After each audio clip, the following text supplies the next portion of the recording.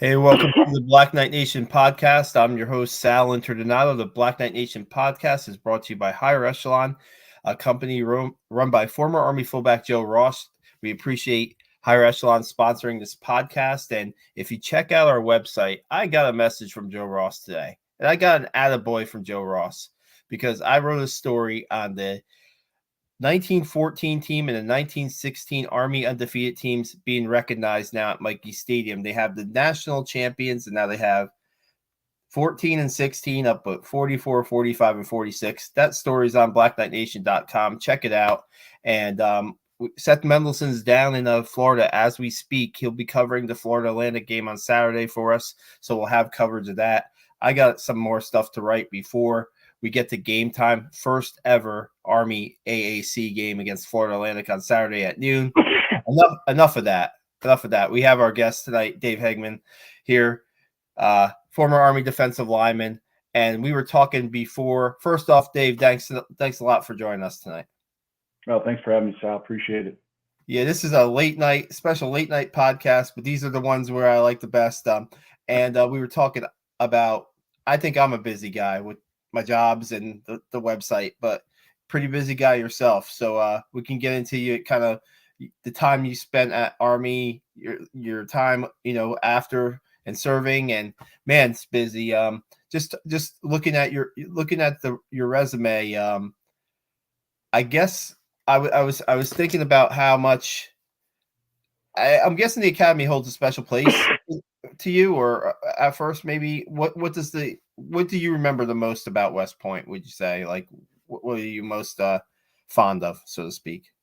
Well, I think it's really just the relationships you build with the Army football players and really the staff. To this day, I still keep in touch with, everyone from, strength coach Scott Swanson to, some of those, that were in the SEP, Dr. Carl Olson, Doc Z, Doug Chadwick, who was also a teammate. But then some of, my best friends, that I still keep in touch with today, Clay Daniels, Kevin Koger, Nate Hunterton, all those guys. It's about the relationships we build, not only as teammates, but, taking that into active duty service. You go to literal war with these teammates, and, it's a special thing. And then keep in touch with each other's families and whatnot. And obviously, the special times we had playing football. And those were some great times. We had some good teams, some special players, some special coaches. Yeah, I mean, you mentioned some of the teammates that you still keep in touch with, and we've had Nate and Clay on the podcast before. And I think I saw Kevin Koger play high school football, believe it or not. I think he was from my neck of the woods in Sussex County, New Jersey. So, right. Yeah, I remember him playing. He was a hell of a wrestler, hell of a football player. What drew you to West Point? What was your path to West Point? Kind of your recruiting story, so to speak. Yeah, it was kind of interesting. I never really heard of West Point except in the history books, and then obviously, walking by sometimes, the Army Navy game would be on. This was early on, and then I went to a Jesuit high school in Phoenix, Arizona, Brophy Jesuit, and during their 8th grade freshman orientation, the student group leader, I remember the teacher pulled us aside and goes, "Hey, we got a special treat for you today. Your senior who's showing you around is the number 1 in the class at Brophy Jesuit." And usually that comes with a full ride scholarship to Georgetown, but this individual turned it down to go to West Point. And I remember that from day one in high school. I'm like, wow, that's pretty impressive about that school. And then, forgot about it for a while until, they came around recruiting. And then I'm like, wow, this is an incredible opportunity. The more I learned about the service academies in general, that's where I kind of navigated to. I had Mike Sullivan recruiting me, Denny Dornbos coming around, and I did some official visits to all 3 of the academies, and there was something special about West Point that stood out. And it was kind of interesting because I was a linebacker and a fullback, and Air Force wanted me as a linebacker. Navy wanted me as a linebacker, and Coach Sutton was like, "Well, what do you want to play?" I'm like, "I want to play fullback, Coach." He goes, "All right, we're recruiting you as fullback." So that's what it was. It was a great recruiting experience. I had some other offers, to preferred walk-ons to Arizona State and some of the other local schools, but I really wanted to take the academic and the football somewhere, play Division I football, and then once I decided that it was going to be a service academy, when I went on my trips, there was something about being at Army that was special. There was something about watching that 1995 Army-Navy game when, I was really kind of interested in both teams and watching, John Conroy run the football, D. Perry run the football, Ronnie Makeda, take it all the way down the field, the black and gold. It was a special time as a recruit to want to be a part of that. And that's what ultimately, made me decide on West Point. Were you watching the game, that 95 game? Were you there or were you watching the game?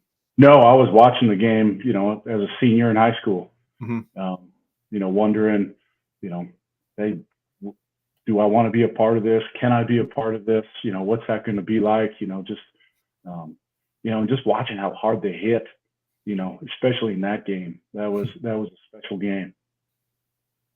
Yeah, no doubt. And that was that was the start of something special. Well, not the start, but that was the Army when they were, had this series in hand.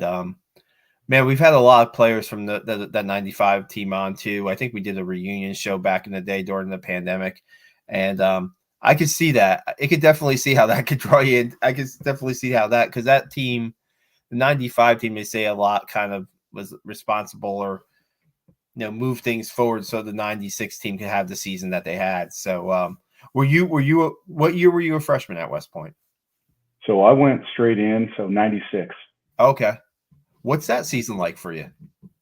That was unbelievable, and it was, full immersion. So I knew nothing about the military much. I read The Long Gray Line right before I went to Beast, and I thought someone was going to just, I thought I was going to, get beaten up every day in my barracks room as part of initiation or something. But Beast was tough. I was 240 pounds, and I lost like 20 something pounds during Beast. Wow.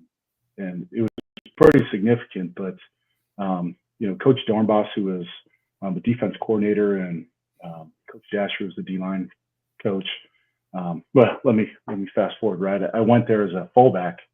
Yeah.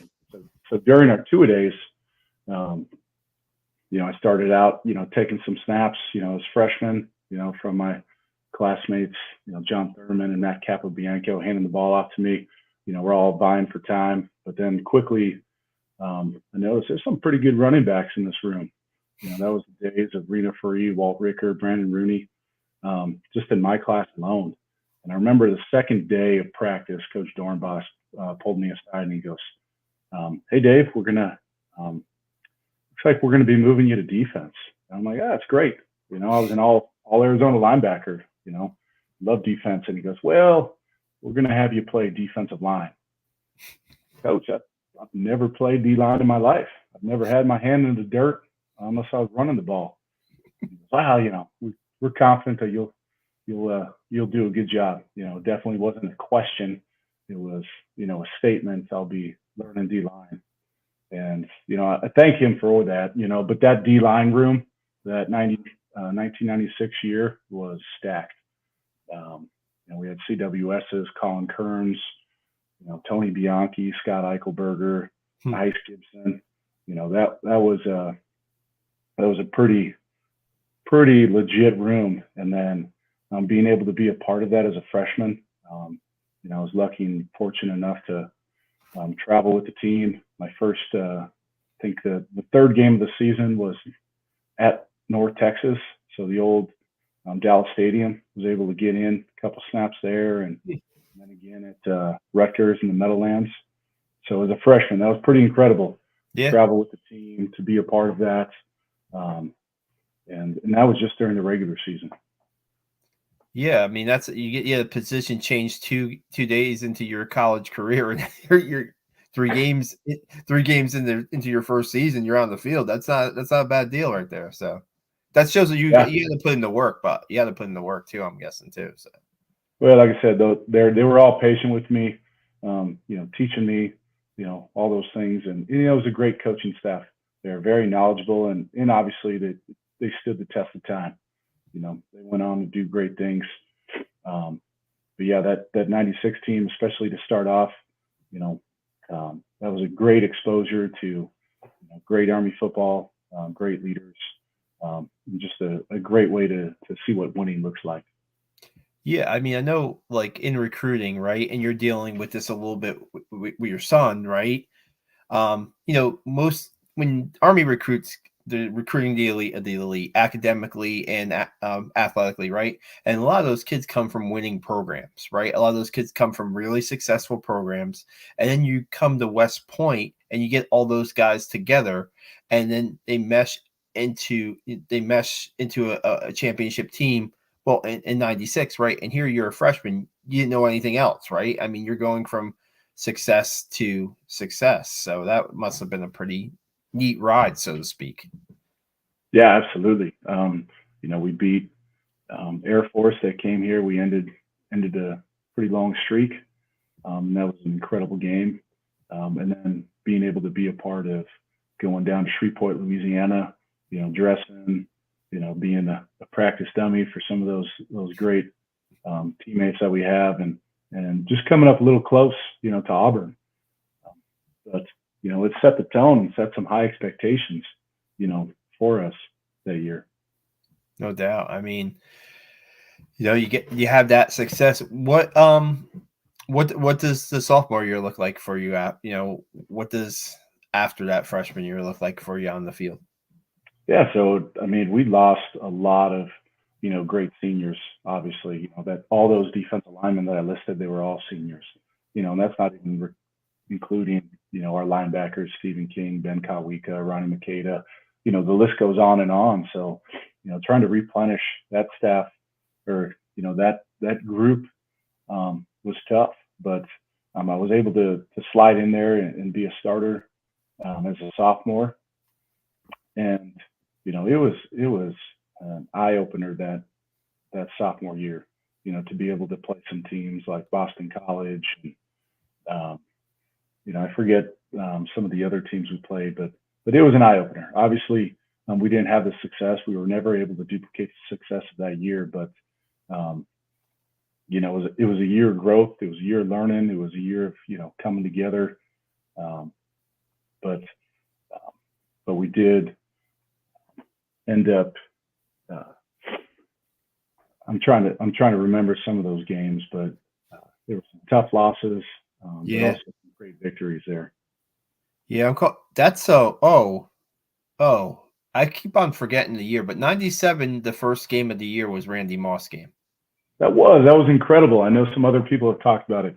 I never heard of this person they were talking about. Yeah, some guy who was in Florida, Notre Dame, whatever. This big. How good could this guy be, right? And then I remember, trying to chase him down. I probably had like 12 plays on offense or something, but they took it to the house, and I remember that. And then, of course, when people talk about, some of the best players you played against that were in the league, Randy Moss, Chad Pennington are top of that list. Yeah, I was going to ask you that later in the podcast. That's something I usually ask, but I mean, those. There you go, right? Pretty much, or I mean, is there any other guys you remember too, or? No, I mean, it's really hard to top the Hall of Famers there in that combination, of those two. There's some good ball players we played against at Notre Dame and Syracuse, and even Louisville when we played them my senior year. So there's some good players, but yeah, nothing can top those two. Yeah, I was looking at that. That was like a 10-point game. I mean, I saw that year you guys beat. That was my first year at the paper up there, so I didn't even know Army football existed until I was at the Times Arrow Record in my rookie year in '97, and I'm like, wow, Randy Moss is up at Mikey Stadium. Holy cow! Like you said, you only heard it. I only heard it, and then I didn't get a chance to cover that game, but I mean, pretty pretty, like you said, like kind of, I don't want to say rebuilding year, but you lost so much from that '96 team, and the '97 year is tough, but you got to fight through it, right? Do you remember like just having to persevere through some of that stuff, or no? Yeah, I mean, that was tough for us to, we were a winning team the year before. We weren't used to losing. And if we were losing, it was in a close game right there, at the end of the season. But, being a part of it now, going from a backup as a freshman, third string, barely seeing the field, but still feeling great to, travel with the team and be a part of that, to, being a starter. There comes a lot of responsibility with that, and you take when it doesn't go your way seriously. Try to figure out ways to get better and be with your teammates. And just like every team, we were dealing with injuries, some significant people, and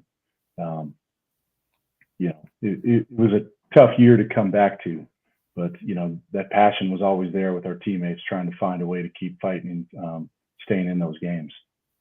Yeah, adversity says a lot about, you find out about a person's character through that, right? Adversity. And I see when you move on to your junior year, maybe things again were tough, but I mean, as I saw, you guys finished it with a win over Navy. So I mean, Yeah, that make everything right. I mean, they say you can have whatever season you want, 10-0, 10-0, 0-10, but if you beat Navy, it's a good season. So I mean, that must have felt good to beat the rival your next year in your junior year.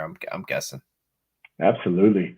And that was the year we were able to go play at Notre Dame.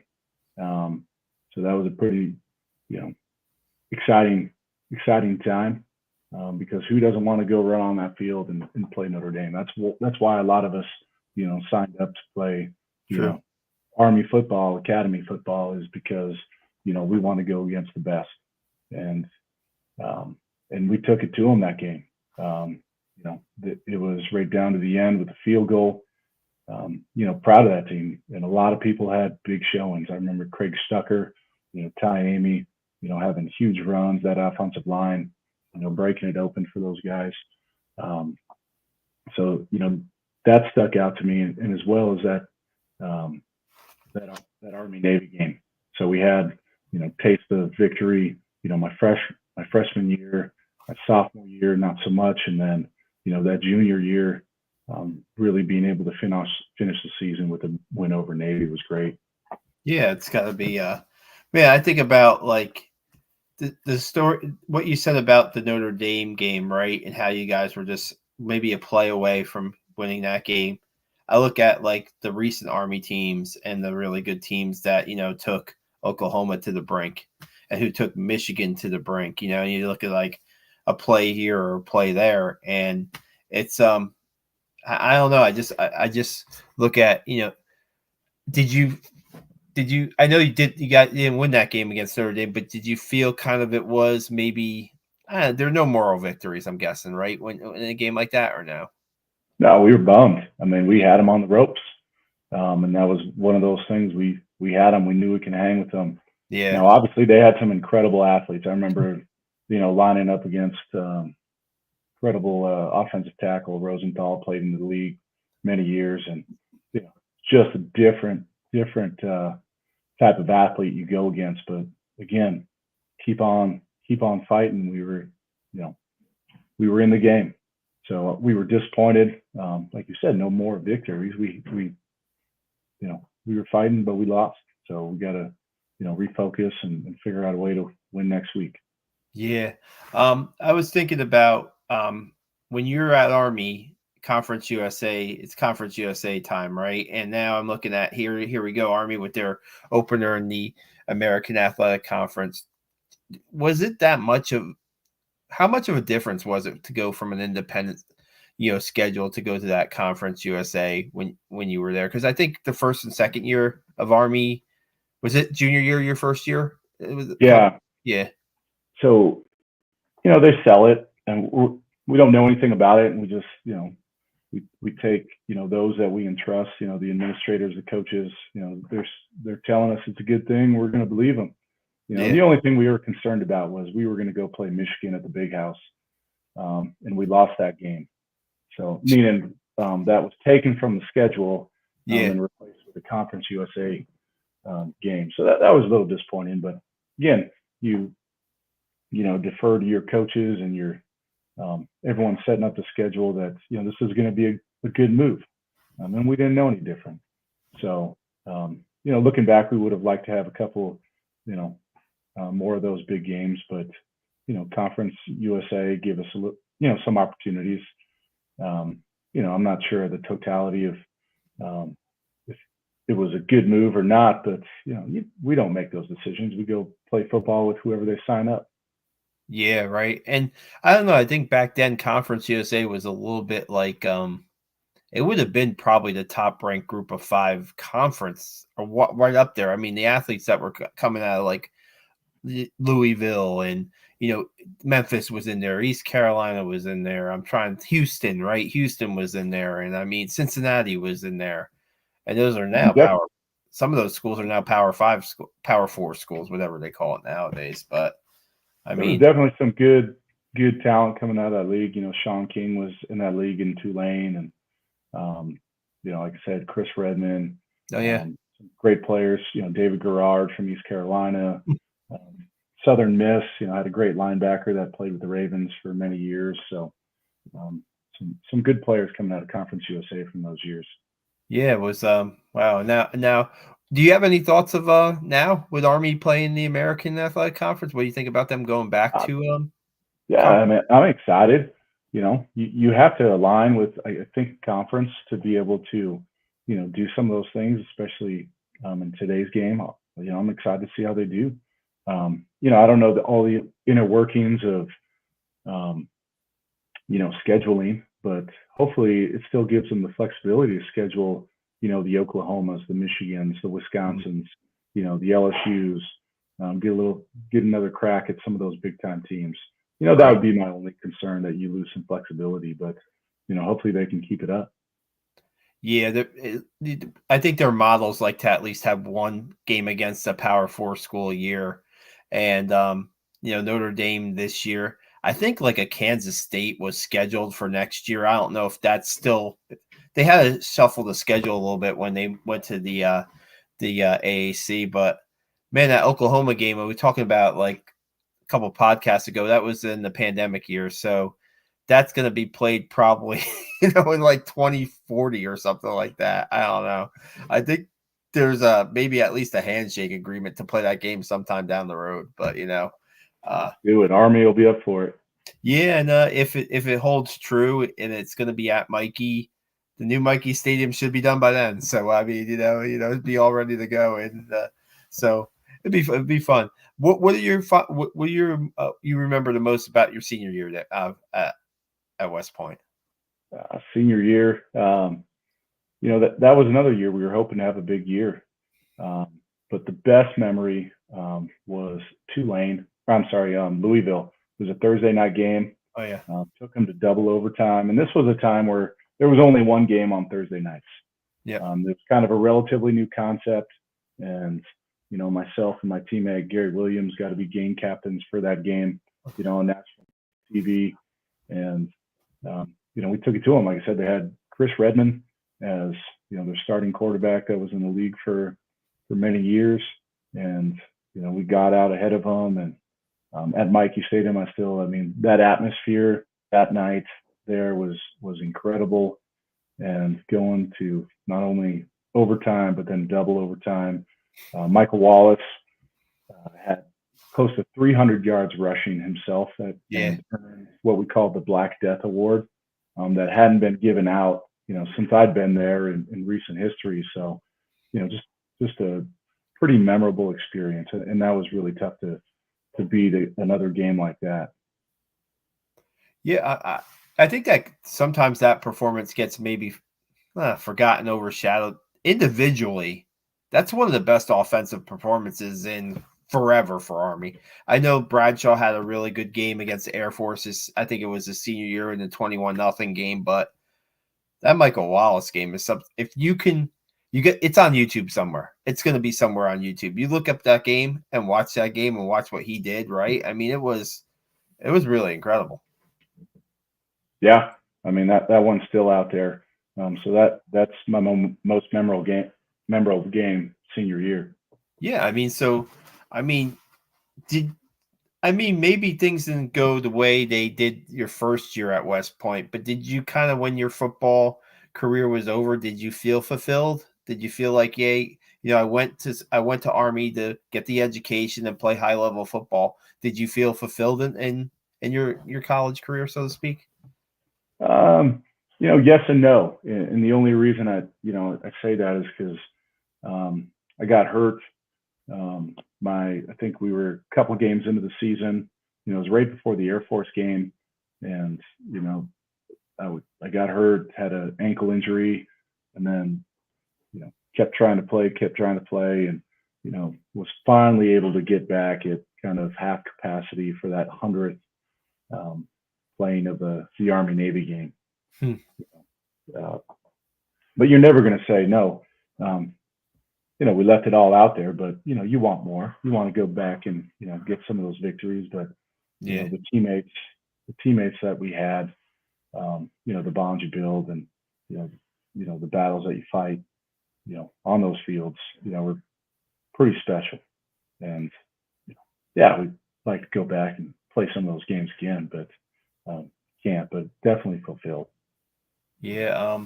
You talked about at the beginning of the podcast the bonds that you made with your teammates, and then how those bonds, once you graduate at West Point, those bonds continued in the military. And when you're graduating West Point, it's 2000, right?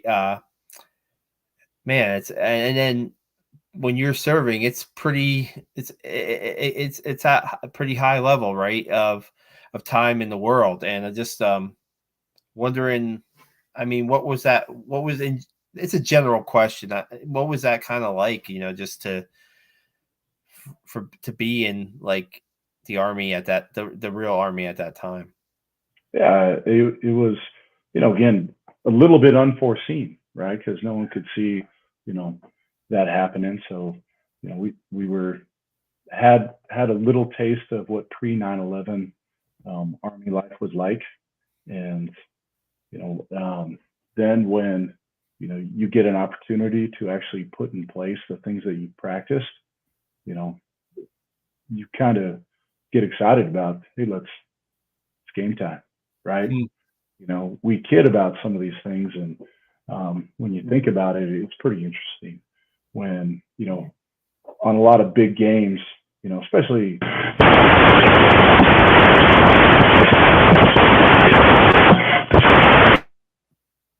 I think your mic might be okay. You're good. You're good. Sorry about that.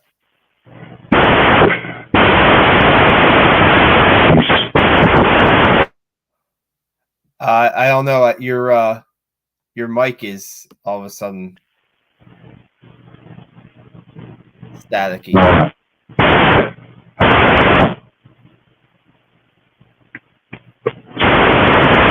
Your mic is we have some a little bit of difficulty here. Let's see if we can get back here. Are you okay, Dave? It's the same. It's a little bit.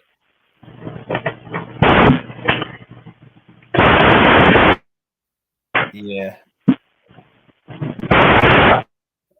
Yeah, it's not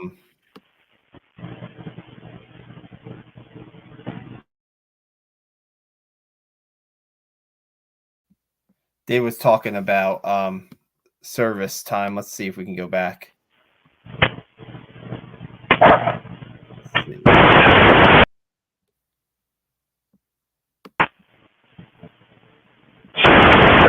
Yeah,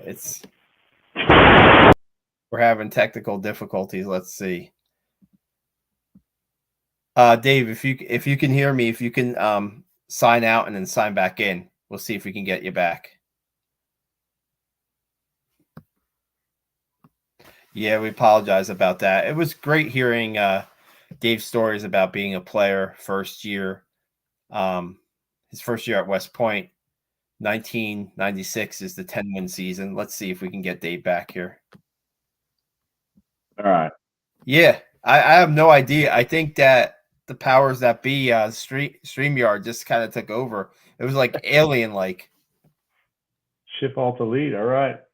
You're back at it. Yeah, sorry about that. Sorry about that.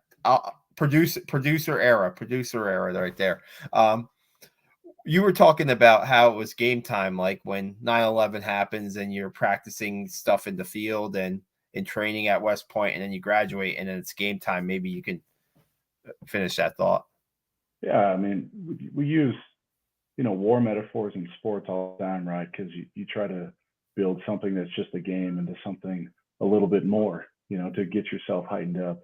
And then, it's funny when you actually go to war and go to, those things. I remember, going back in my mind and saying to my platoon, not it's war, it's hey, it's game time, and you try to, de-escalate or, bring something that's a little bit more familiar to you. So you go, it's game time. Meaning, all right, we've done this before, even though you haven't. So we were in that first initial step from Kuwait, to Iraq, and being a part of that where we thought the initial invasion would just last a couple months, and then we ended up staying for over a year. Uh, but it is, looking back at it, it was a time where, especially being a field artillery officer, we were able to shoot, our missions and do some things. And then we were able to, park our, big paladins and do patrols and do some missions, draw some stuff up in the dirt, and, really, really put, a lot of those things, I believe, were, sown as Army football players task, as they say on the fields of friendly strife. We're able to, produce that, over in Iraq with, less than desirable equipment, missions, all that stuff, and really appreciated, the training that we had at West Point, not just at the academy, but, as an Army football player. I think that was, a really special thing to be a part of. Yeah, I mean, I can't, like, I've heard the stories. I know from Clay Daniels too, and I can't imagine what that is like, and how times it could be unpredictable, right? And sometimes you have to think on the fly. And like you said, maybe you go back to certain period of time when you were at West Point. You got a chance to serve. You got a chance to serve with some of your football teammates or out there or Yeah, no? absolutely. Yeah, I was in the same unit as, one of our team captains, Sean Castillo. It was great to have, someone that you can look to, trust, beyond belief. He was, great to have. Scotty Williams, I remember meeting him in Kuwait going, which way are we going here? Him being able to direct me, to some things. So it was great to see some familiar faces, when you're over there. But like I said, you sometimes less than desirable, equipment, missions, and all those things, and you just make do. Um, but that's where you lose touch with some of your teammates because you can't keep in touch with your family, much less your teammates. And then hopefully you link up, somewhere and give each other a big hug. Yeah, I mean, wow. When you were out there for over a year, I mean, is it just one tour in during that time or no? Yeah, that was, they didn't know what was going on, so we thought we'd be over there for a couple months, and the next thing you know, hey, we're going to do year-long tours for the Army. So I was part of Third ACR, and that's what we did. Nice. What did what's your military time like after that, and how what did you most enjoy about your military time after that? Well, that was a big part of what I enjoyed about it. Was going overseas and doing the things we had trained to do, and some things that we weren't trained to do, but we had to get it done. But that kind of timeline threw off my Army timeline a little bit because that would have been when I would have gone to the career course or certain things like that, but we were deployed and they really weren't sending people back because of, the mission. So everyone kind of got stop loss there. And then when I finally came back, a little bit behind the curve, and um, my my first daughter was born when I was overseas, so I didn't get to see her. I didn't, when I came home, she was 8 months old. So those type of things, um, like, hey, this was cool. Love my time in the Army, did some cool things, but now I want to do other cool things. So that was, my decision then to transition to the civilian side. But the Army ruined it for me. I can't go do a regular civilian job. After that and those experiences, because there was a service aspect to being overseas, not only taking care of the people that you're in a unit with and them taking care of you, but then also there was some community building that we were a part of, which was um, pretty cool to see. But I want to do that in the community that I was living in and growing up in and things like that. So that's why I ultimately made the decision to get out. What was your next kind of move or profession? I know you did a couple things. Was it it wasn't fire department stuff. What, could you talk about giving back and that kind of stuff? What was your next move?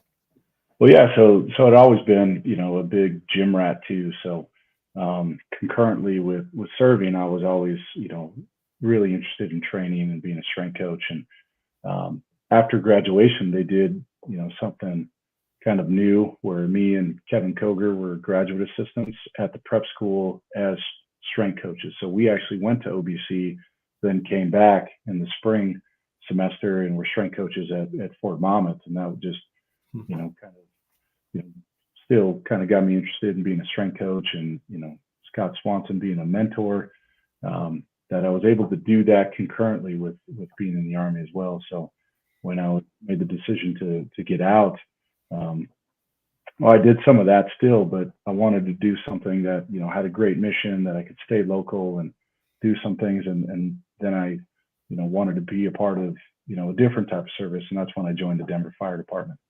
So I've been with them for the last close to 20 years.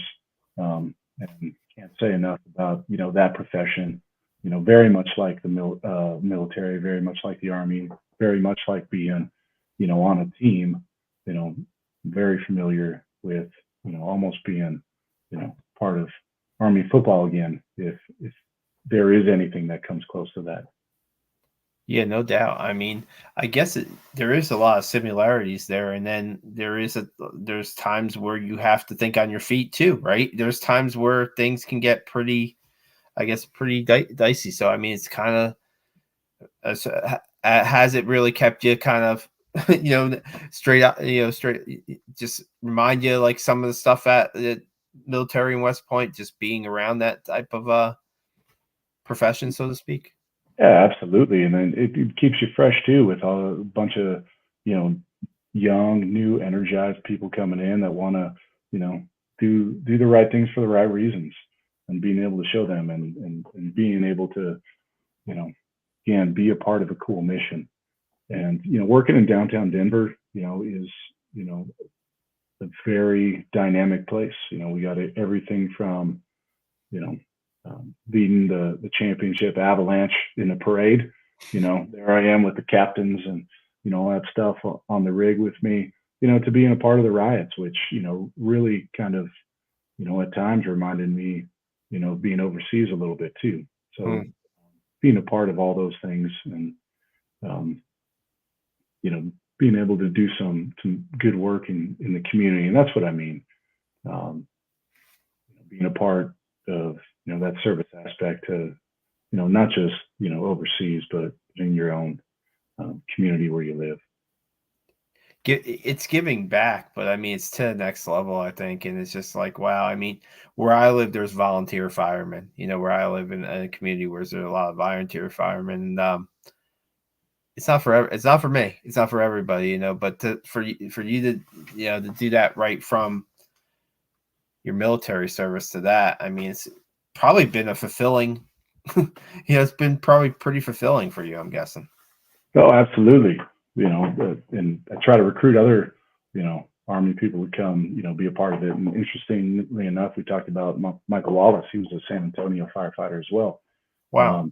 After he got out for a little bit, I lost touch with him, but um, it also gives you, opportunity to pursue other things. So when I was growing up and playing football in high school, a lot of my assistant football coaches at the high school were Phoenix firefighters. Again, planting the seed, for, giving back to the community. And that's what I do now as well. So not only do I do that, but I've been a high school football coach for several years, both a strength and conditioning coach, but also on the field as well. And that's been awesome to be able to, coach and be around, young, energized young men, the next generation of warriors. Yeah, really, really neat, really neat. Man, like I said at the start, busy. It seems like busy. I remember initially we got in contact where you were on a visit to West Point with your son, right? Is that correct? Or I'm trying to Yeah, remember. Yeah. yeah. So my son, trying to get on their recruiting radar, went to their, got accepted and attended their SLE course. And right after the very next day, was able to go to their camp and, do some good things.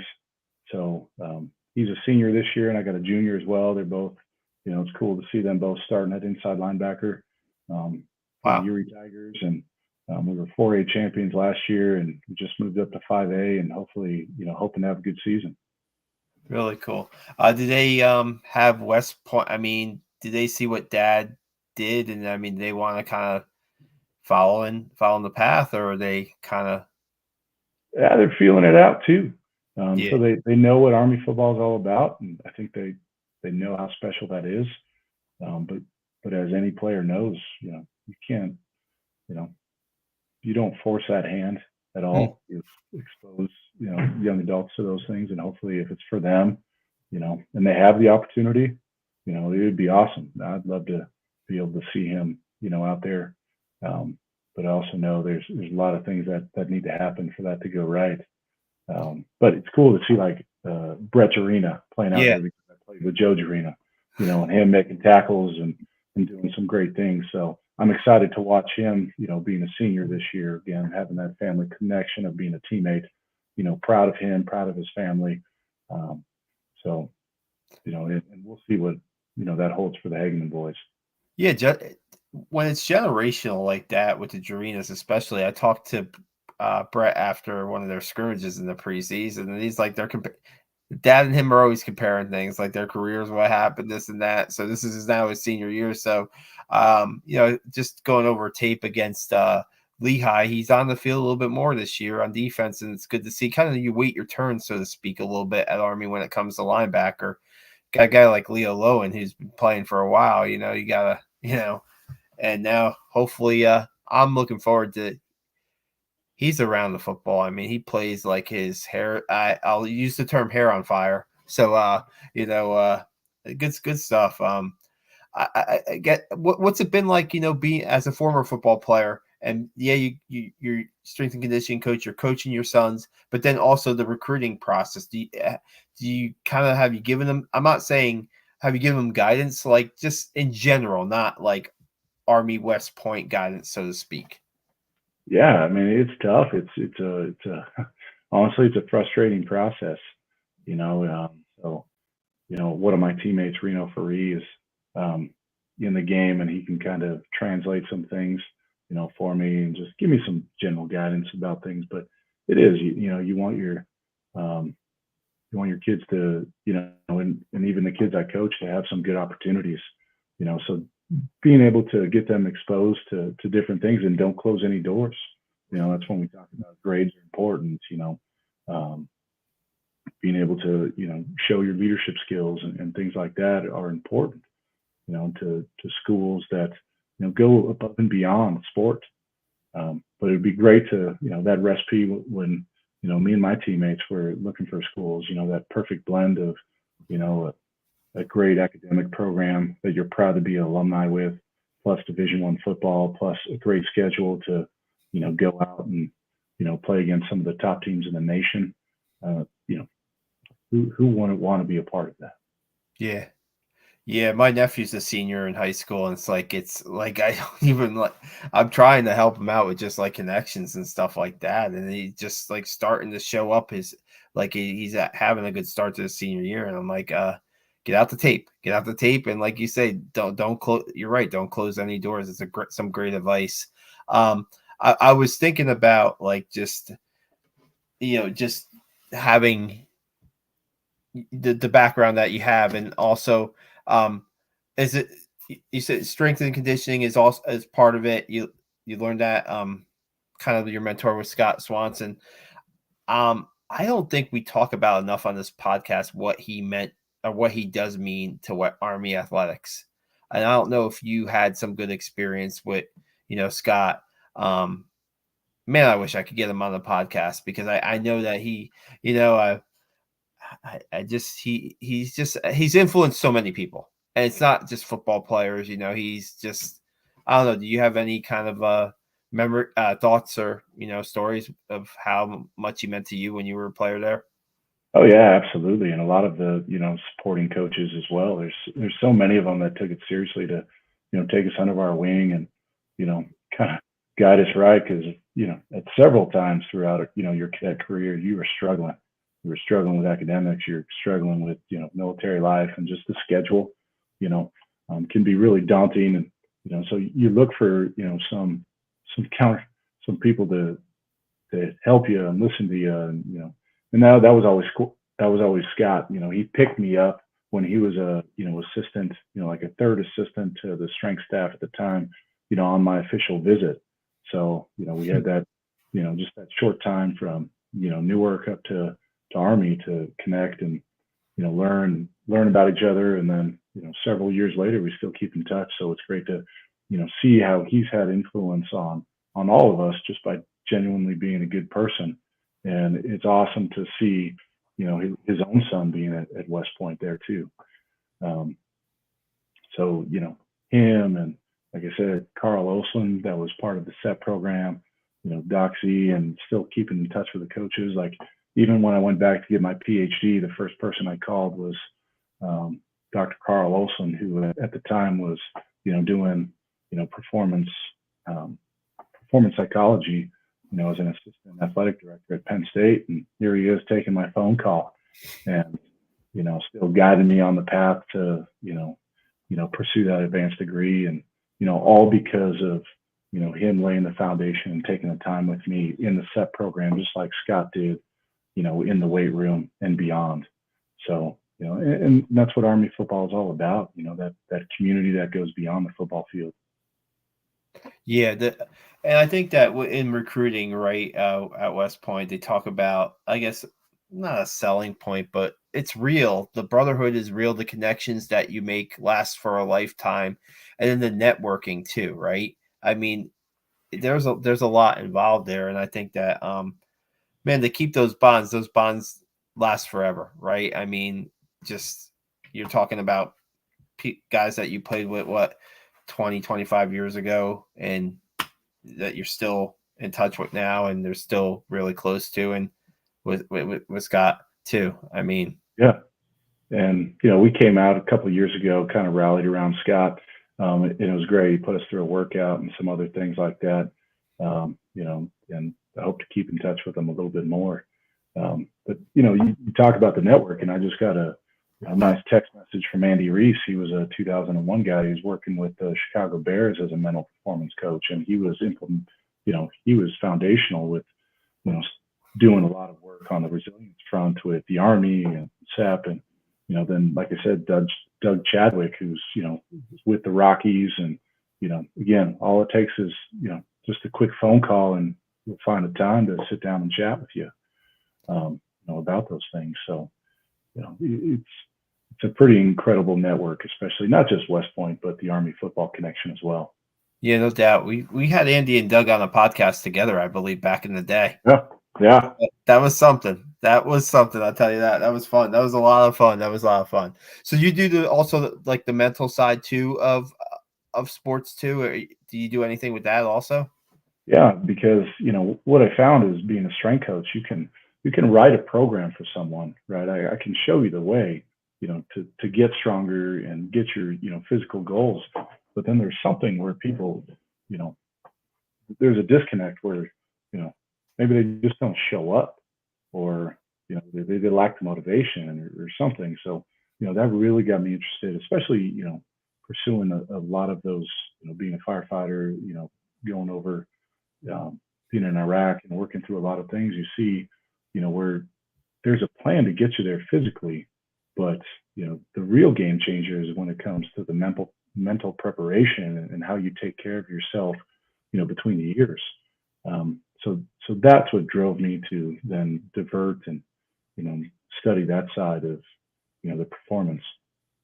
I was going to ask you as maybe a final question. If you look back to when you were in high school and you were, looking to see where what your future may hold, to now where you are now, it just seems like there's been so many experiences for you throughout your life. Would there be any advice that you would give to your young self now that that you would there be any kind of advice that you would give to your young self now that you've been through a lot? I know it's like sometimes it's it's a assignment that some kids get in high school, but I'm just thinking about this, like everything that you've been through. I wonder if you would give your young self any advice from what you experienced. Really, it's just you know stay passionate about the things that you're interested in, because a lot of times you'll have your tough days, and you look to your right and to your left, and people are you know um, not being as disciplined, not working as hard. So get yourself in the right environment. That environmental design is so important, to be with the right people, that push you, that challenge you.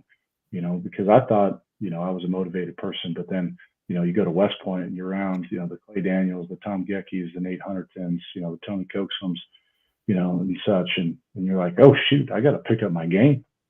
you know so being able to find that right environment and group to push you is huge. And how do you do that? You do that by following your passion, um, and you know again, seeking out those challenges. And you know and I get it, being back there as an 18-year-old trying to wonder if the academy is a right fit, if you can do it, if you can do those things.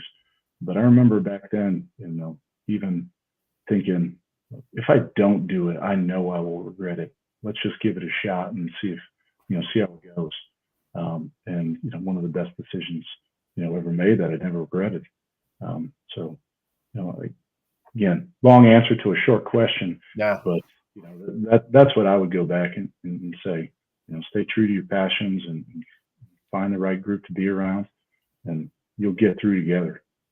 Yeah, absolutely. And that's a lot. You hear that a lot in the stories that we have on the Black Knight Nation podcast, that, you hear a lot of the, hey, whether you were at Beast, whether you were at Army Prep, weekend phone call, maybe wanting to go home, but, the parents saying, hey, stick it out, find your way. And then you get through your 4 years at West Point, and, the military side, and the passion's there, right? I mean, you have to have the passion. To me, you have to have the passion to get through West Point in general. To me, I don't know. Maybe I'm just an outsider looking in, but you have to have that. Yeah, It'll never be an easy place, I'm sure, to get through. yeah, no doubt, no doubt. Dave, thanks so much for the time tonight. Really appreciate it. I'm so glad we got to hook up. We were trying to schedule it, and I'm so glad we got a chance to do this so much. I really appreciate you sharing all your stories. And for stories like this, please check out our YouTube channel. Our Black Knight Nation podcast is on YouTube. We're on the audio platforms. We're on Apple. We're on Spotify too, Amazon, anything you can see. We'll have this up very shortly. We really appreciate your time, Dave. Thanks so much for again sharing your stories, and we hope to keep in touch and talk to you soon. Absolutely. Thanks, Sal. Go Army.